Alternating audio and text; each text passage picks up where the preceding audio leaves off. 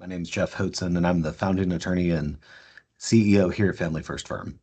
I want to give you a little bit of a preview of what you're going to be coming into when we talk about Medicaid and really to lay some foundation so that when we have the conversation, you understand really what we're trying to do and why we're here to help you.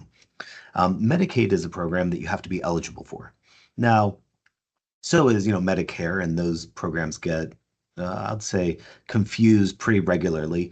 Medicare, everybody gets once you turn the age of 65 if you've, paid into the system. Bill Gates probably has Medicare. He's over 65 now, and obviously the guy's one of the richest people in the world. By comparison, Medicaid is something that you have to be eligible for, not only from an age perspective, but also from a financial perspective, and there are a few tests, in other words, you have to meet. So I want to talk through those tests just so you understand really what we're trying to do. I want you to know that there are some of the tests we can do things about, some that we can't, and I'm going to talk about that.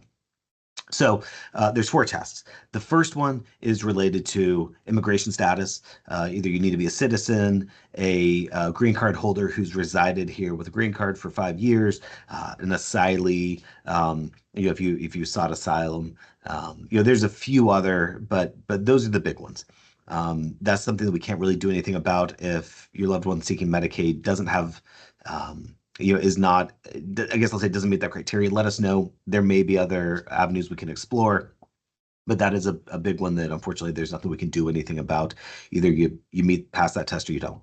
The second is related to medical need.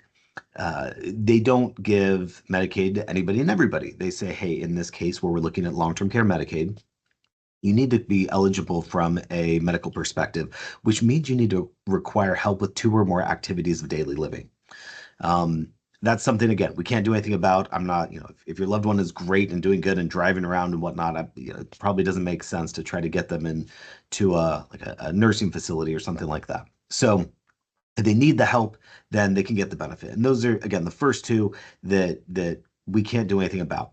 The second two tests are kind of the bigger ones, the reason that people really come to us. So they're related to finances. There are financial tests that you have to meet in order to be eligible for Medicaid. Now, with both of these tests, we can solve things. We can still get your loved one eligible, even if they don't currently meet those tests or pass the criteria. So let's talk about those. The first is income. That's the amount of money that comes in each month through pension, Social Security, employment, required minimum distributions, or any sort of distributions from retirement accounts. Maybe rental income, all that stuff that comes in on a routine basis, whether it's monthly or quarterly or even annually. That's considered income by DCF. It's not the amount of money you have sitting in a bank account. It's the amount of money that you have coming in each month. The limit currently, and it's 2025 right now, it's $2,901 of gross monthly income. Now that does increase each year for inflation. I hope we'll record a new one of these by the time 2026 comes around, but if not, just know there's probably going to be a little bit more. However, even if your loved one has more than that 2901, it's okay. As we know, that even if you had $3,000, that's not enough money to pay a $12,000 a month nursing home bill, right? Those numbers don't work. So while the government gave us this 2901 limit, they then turn around and give us a way around it. And so we'll talk about that in the meeting. And if your loved one is over that limit, then we can certainly get them eligible for Medicaid by using the workaround that the legislature has given us. It's important to note that that's actually gross income, meaning that the Part B premiums that are withheld from a Social Security check, those automatically get added back in. And so DC, because believe it or not, when someone gets on Medicaid is actually going to pay the Part B premium. So the Social Security deposit is actually going to go up. That's why they're asking for the gross amount of those deposits.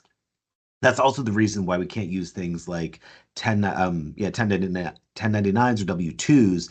They were previously telling you what last year's income was. They want to know what's coming this year. And so that's where sometimes, we get I shouldn't say sometimes, we always get the Social Security award letter that you get at the beginning of the year that says, oh, you've got a cost of living adjustment, the COLA adjustment, saying, okay, your Social Security award is going to go up this amount, but then you're going to have to pay more for the Part B, which is going to go up to that. And so that letter is what we need from Social Security in order to be able to prove what the applicant's income is for this year.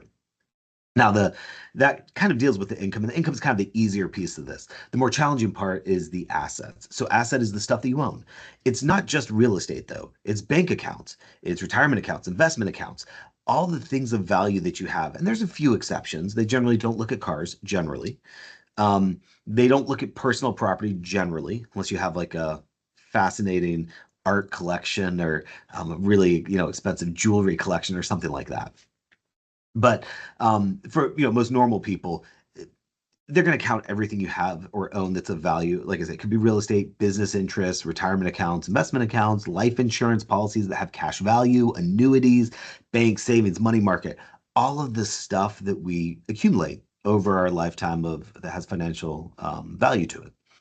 So there's a background here. There's two rules that affect the assets. So the first is that you can't have more than $2,000 of countable assets. Now, the reason I emphasize countable is because there are some assets that aren't countable. There are also some assets that we can make non-countable, and those are some of the strategies we use. The other rule is that you can't gift away your money or sell it for less than fair market value within 5 years of applying for Medicaid. So that prevents, if you can't have more than $2,000 of assets, people say, well, I'm gonna give my money to my kids and then I can get it. Well, no, because if you've done that within 5 years, then they don't cover you. They say, okay, you know what? You may be broke, but you made yourself broke intentionally to try to get this benefit. So we're not going to cover you. You need to figure it out on your own, and we're going to give you a penalty period. We'll figure out however long that is. It might be months or years where you've got to figure it out. At the end of that penalty period, then you can come back. So the goal with what we do is to avoid both, avoid that penalty period, get people eligible without violating that 5 year look back restriction. At the core, all of the strategies we use fall into one of two buckets. We take countable assets and we either make them non-countable, which means the Medicaid applicant can keep those assets, but not have to worry about losing their benefits, or we take countable assets and we transition them or transfer them in a way that Medicaid permits and does not violate that 5 year look back period. Now, I'm going to tell you, in Florida, there are a ton of different strategies that we can use to get eligible for Medicaid. There are far too many to list here. And realistically, when we sit down with you, we're going to want to listen to your circumstances, figure out what strategy is going to be best for you. There are a lot of lawyers out there that just decide, okay, we just use this one and we use it all the time, and that's what we do. The problem is it's not right in a lot of cases. Every strategy generally has some downside with it. And so you really need to tailor the strategies to the people you're working with. That's one of the things that makes us unique in this is I would say of the last 20, even 30 cases that we've handled, they all use different strategies or different combinations of strategies to put our clients and their families in the best possible financial circumstances. We take into account family dynamics, potential tax implications, control, liquidity, everything to make sure that your loved one gets the care they need for as long as they need it in the best way possible. So I hope that's provided you a good foundation for really why you're meeting with us, what we're going to do to help you, and what you can expect for this meeting. It also is saving about 10 minutes of this conversation when we get in there, so we can really dive into, instead of laying the foundation, talk with you specifically about the strategies and tools that we're going to use to get your loved one eligible for Medicaid. We're looking forward to meeting you. Thanks.